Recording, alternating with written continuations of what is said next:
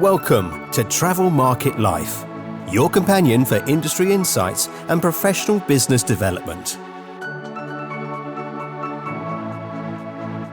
Travel Market Life. Join us by webcast, video or podcast. Hello and welcome to Season 4 of Hoteliers Voice, and we're going to be speaking to Karen Weisheit, the hotel manager of Grove of Narberth in Wales, which has 25 bedrooms. We're going to be exploring how the market is currently performing, the management of staffing crisis, events business, and how she's looking at investing in the hotel property. Let's hear from Karen. Travel Market Life. Hello, Karen. Thank you ever so much for joining us today for Hoteliers Voice Season 4. So how is the market currently performing for you in 2024? Hello, thank you for inviting me. So for us, 2024 is looking to be an interesting year. At the moment, we're seeing a substantial growth in rate compared to 2023, and kind of coming out of the back end of the COVID years now. We're really seeing that business is kind of going back to normal a little bit in terms of seasonality for a Welsh hotel like ours. And at the moment, our rate is very good for this year, and we're just hoping that we can maintain that for the year to come. We remain kind of optimistic, but we're under no illusion that it might be a bit of a tricky year. So we're just kind of working very hard and being proactive for the year ahead and making sure that we can really maintain that. I mean, it's been a fascinating few years just in the way that rate's been behaving, really. And as you say, you're expecting this rate to be increasing throughout the course of 2024. In part, I guess you need to make sure that rate increases because of inflationary costs at the same time. How much more is that really at the forefront of your minds as you look at rates going through this year?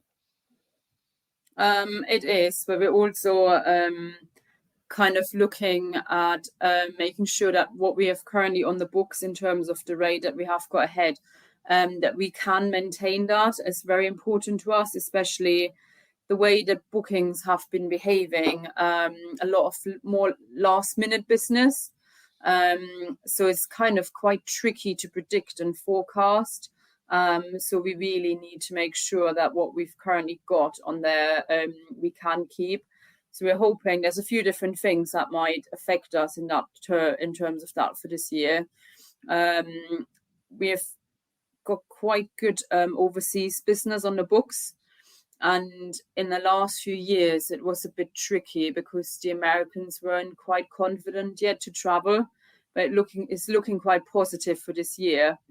But things like the war in the Middle East, that can affect that. So we're really hoping that doesn't, affect things too much, and that we can keep that business that we've got on the books already.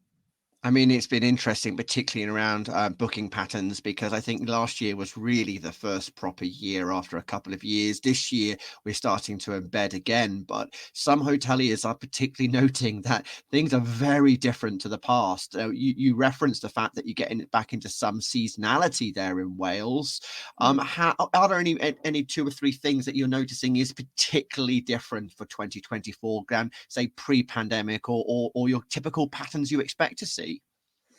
I guess it's especially the lead time for bookings has changed, and the last minute businesses in the last year, and it's looking similar for this year.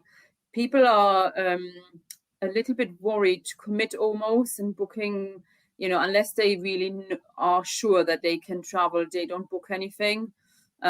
We've seen that people are more interested in actually booking our rates that have got more flexible cancellation terms, rather than maybe the offers that have got the non-refundable cancellation terms with them. So that's been actually quite interesting to watch. And it's just tricky in terms of the staffing because you never quite know what you're going to deal with. And, last year especially was tricky for us because we had kind of the staff on the books for the COVID levels after COVID years. You know, we were so busy and just constantly running around, you know, and we were hoping for that business to happen the same last year, and it just didn't pull through like that. So it was just a bit more for normal year again, with some of the seasonality over winter. So we're definitely going better prepared into this year and just making sure that we're on our front foot. Now let's talk a bit more about the staffing side of things, because it's a challenge across the industry, and you're there in rural Wales, and I guess staffing in the first hand, being able to have a pool of people that you can pull from must be a slight challenge there. But I mean, how do you effectively manage staffing and that challenge at the Grove of Narberth? Yeah. So over the last, in 2022, we changed the team to a 4-day working week, and that has made a massive impact for us in terms of our recruitment and also maintaining the staff that we have got here, because we are enabling people to have a work-life balance. So that has been a big thing for us. We're trying to think outside the box a little bit, and just, you know, hospitality is a brilliant profession to work in, and we want to showcase that. We are doing a lot of cross-training across departments just to help us in terms of flexibility. So if the covers do pick up, we can, you know, most of our reception team are trained in the restaurant. I'm the hotel manager. I'm in the restaurant most days. So we're just a very flexible team that will support where needed, so that we can kind of react to that flex in bookings. And then we've introduced milestone rewards, I think last year, where our team members, for kind of, you know, the longer they stay, they get different awards, like a dinner in a restaurant or an overnight stay. And that kind of really has helped us as well, and the staff, you know, feel rewarded for staying longer. And then just in general, as a company, we really invest in our people. We put them through courses, working closely with the colleges as well, and just kind of really trying to inspire the next generation of to come through and into the industry. I think that's really important, because yeah, I mean, let me tap onto that. I mean, that's particularly interesting how you're working with the local colleges or at universities. Tell us about that relationship, that partnership there. How do you work with them, just so that we can give some ideas to other listeners out there? So what we do, we go to their careers fairs and talk to the students on site, really.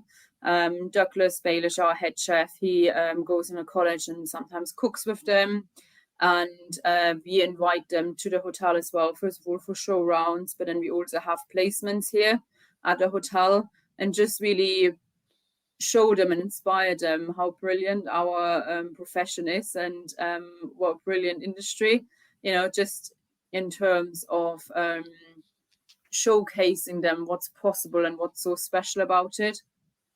Excellent. Thank you very much. That's a wonderful initiative. And certainly we're seeing that happen a lot more, and certainly investment as well by some businesses in apprenticeships. And obviously, if you're sort of bringing people in so early, as you say, that they get to see the opportunities of a career. And we'll be looking at talking to you about your career in just a moment, but a bit more about the hotel there. Now, you do a lot of events business. How is that looking, and how has that changed in the last few years? So since the COVID years, we get a lot more inquiries about smaller weddings, because people kind of shy away from the big events and are looking more for the 20, 30 people kind of weddings, just a bit more intimate. But for us as a small hotel, this works really well, because we can run our normal business alongside it, and that's worked really well. And then we've seen kind of a big increase in terms of bookings for events. Like we offer wreath making and flower arranging, garden tours. People want to learn new skills and be a bit more hands-on. So we've really upped the amount of events like that kind of thing that we're doing this year. And yeah, it's worked really well. So we're just kind of going with the flow, adapting and trying to be ahead of the game where we can. Interesting. Sounds like, does that mean you're involving the local community that much more, especially if you're holding some of these like day events? Yeah, absolutely. We've got a lot of regulars that come to the flower tours, the wreath making. We're going to do an autumn wreath making one this year as well, and not just a Christmas one, just because we've seen such high demand. And there's a lot of regulars that keep coming back, but also locals, which is really nice.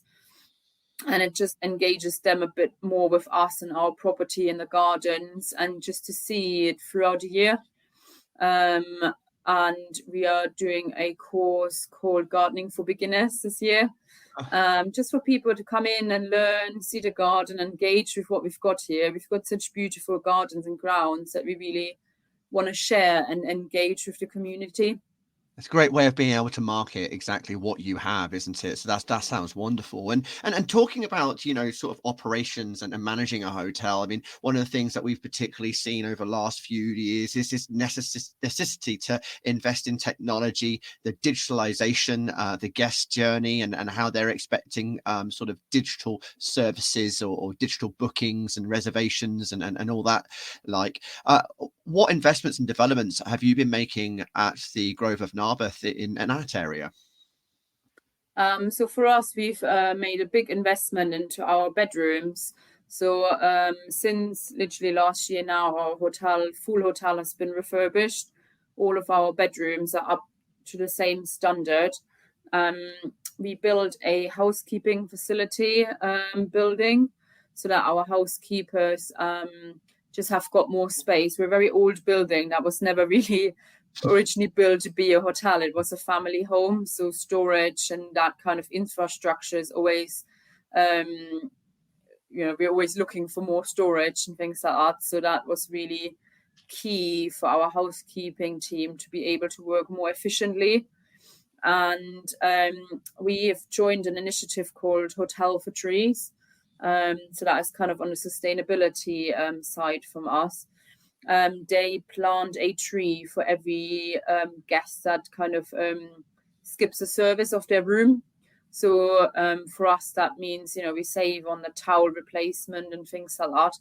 And we're doing something good for the environment. And we basically pay for those trees to be planted. And it's a great initiative that's really worked well for us, and the guests love it. And then we've built new composting bays literally just over the last 3 months.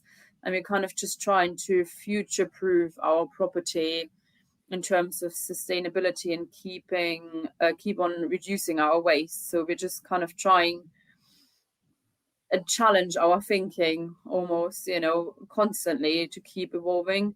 We're a very green business, but there's always more we can do. So we really, I personally, we challenge our HODs and every department and every team member to see if they can find solutions or think, why we're doing it this way. If we do that, then we can save paper on this front, and just kind of engaging them all in that project, because it's almost never ending.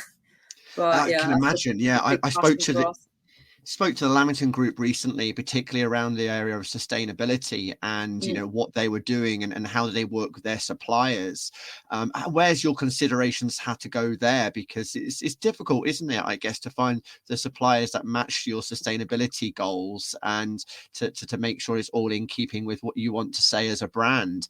What has been your approach there? Yeah, so we try wherever possible to build a relationship with the brand or the company and make sure that they do align with our values. We work with a Welsh company called Good Wash, who produce all of our sort of amenity products in the rooms. And they're a non-profit organization. All the products are vegan and cruelty-free. And Mandy, the owner, she comes and sees us. She knows the hotel. She knows us. And we're always looking at ways together with her to find solutions for things. So that kind of partnership is so valuable. And we kind of, we benefit from each other, and we have the same values. So that's really important. And we're kind of ever challenging our supply chain. I think that's big on the agenda for the next couple of years, and really understanding where all of our products come from. Because as you can imagine, in a hotel, there's so many products that we work with, and kind of keep on challenging the suppliers and also their suppliers, where do our products come from, and just questioning that and not just accepting it, basically. Yeah. Travel Market Life. Travel Market Life is backed by Haynes Marcoms, a B2B marketing communications PR consultancy specialising in the technologies, travel, hospitality and property sectors. Marketing, PR and social. Build profile, gain momentum, shape strategy with Haynes Marcoms. Travel Market Life. Now, you've really carved a career for yourself in the hospitality industry, and I know we're coming up to 2 years in which you were promoted to hotel manager there at the Grove of Narberth. So what really got you into hospitality and hoteliering in the first place? So I grew up in Germany, and I was waitressing as a teenager and just absolutely loved it. I've always loved looking after people. I show, I've got great care for what I do. And so at 18, I went to Austria, did an apprenticeship in hotel there, came to UK 12 years ago to learn English, and just never left. I fell in love with country house hotels, and I met my fiance as well, and worked in country house hotels across the UK, and it just kind of found my happy place. Because it gives you time to spend with the guests. I joined Sarah and the Grove 7 years ago now, and I absolutely love the company that we work for now, and everything kind of that it stands for. So they also try and do things a little bit differently. We just really found our home in Pembrokeshire, and I think it's just, I carried on doing what I loved, and it sounds cheesy, but it's not a job for me. It is, it's a lifestyle. And if you don't inherently have that in you, like this love for looking after people, then it can be quite hard. But because I enjoy it so much, it just gives me great joy. I mean, did you envisage yourself as a leader, or did it just happen for you? It did kind of just happen, I guess. I've always had a very strong work ethic, and I take big care and pride in everything I do. I love teaching people, and it gives me so much joy to see them develop, and also myself. So I just kind of always keep challenging my thinking and try and improve myself. And just try and keep learning at every opportunity that I can. So really, that would be the advice you give to many people who would be looking at entering a career in hospitality. Yeah, and what I would say is kind of be patient, find a company that fits your values and beliefs, and put yourself out there. Kind of, what I've always done, I've taken part in a lot of competitions, challenged myself. It's not always easy, but it just gives you such a chance to grow and challenge yourself and learn. And another thing I would say is that loyalty will bring you far. I've been with the company here for nearly 7 years, and every year there's something else that I can learn. They push me. It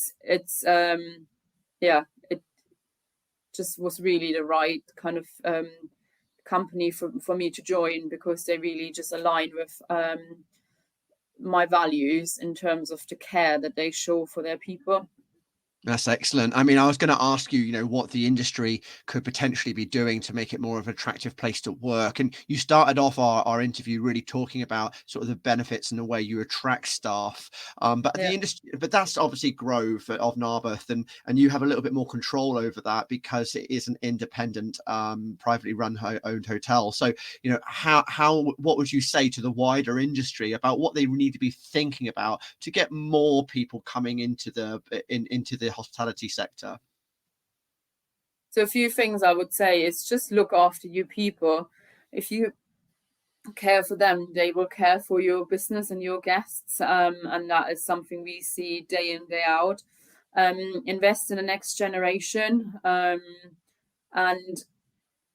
the generations that are coming after us now, like Gen Z and Gen Alpha, they've got very different priorities, and we need to adapt to that and see how we can kind of challenge our inherited mindsets and think outside the box.